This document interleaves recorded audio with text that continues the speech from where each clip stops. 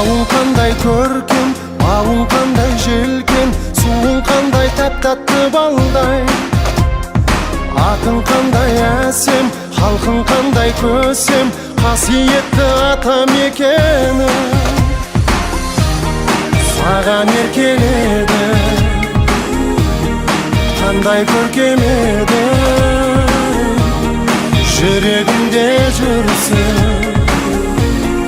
Қазақстан елім,